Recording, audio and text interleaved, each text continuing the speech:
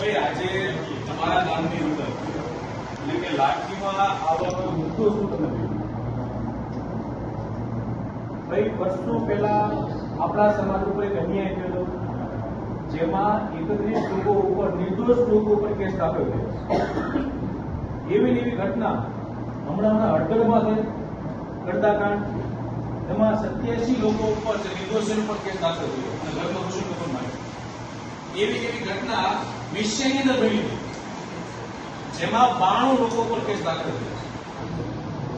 અને એવી એવી ઘટના મહુવાની બાજુમાં ઊંચા કોટડા જે કહેવાય છે કોટડા, ત્યાં ઘટના બની હતી. ત્યાં 105 લોકો ઉપર કેસ દાખલ થયો. આજે વડીલો, યુવાનો, તમને લોકોને એ કહેવા આવ્યા છે કે ભાઈ સમાજ ઉપર અન્યાય થયો છે, સમાજના નિર્દોષ લોકો પર અત્યાચાર થયો છે, ઘરમાં ઘૂસીને માર્યા છે, રડીને માર્યા છે, બહેનોને માર્યા છે, દીકરાઓને માર્યા, દીકરીને માર્યા છે. હવે તમે વિચારો 2016-17 ની અંદર પાટીદાર સમાજનું આંદોલન થયું, હજારો કેસ પાસે ખેંચી લીધો. એટલે આજનો જ દાખલો ક્ષત્રિય સમાજના કેસ દાખલ કર્યા, કોળી સમાજના કેસ કેમ પાસે કેસ? આજે તમારી પાસે આવવાનું કારણ શું તમને કહી દઉં કે લાઠીની અંદર જે અત્યાચાર થયો છે, જે કેસ દાખલ થયા છે, હવે સરકારને આપણે બે હાથ જોડી વિનંતી કરવાની છે, એને આવેદનપત્ર આપવાનું છે કે ભાઈ લાઠી ઉપર, નિર્દોષ લોકો ઉપર જે કેસ દાખલ થયા છે, કેસ પાછા ખેંચો.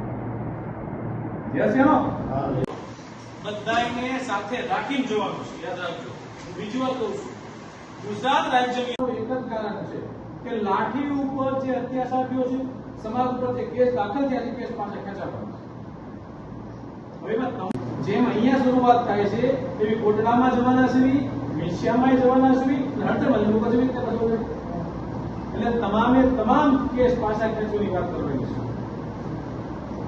આગામી દિવસોની અંદર આવેદનપત્ર આપવું પડશે. અહીંથી જ અમે લોકો આવશું, બીજા મહેમાનને બી બોલાવશું, કોઈ પણ બોલાવશું છે. બીજું તમને કહી દઈએ, આ કેસ પાછા ખેંચવાની વાત કરીએ તો કે ભાવનગર જિલ્લો, બોટાદ જિલ્લો, સુરેન્દ્રનગર, અમરેલી, જુનાગઢ, વેરાવળ, રાજકોટ, કચ્છ, અમદાવાદ, સુરત, આ તમામ જિલ્લાના આગેવાનો સાથે વાર્તાલાપ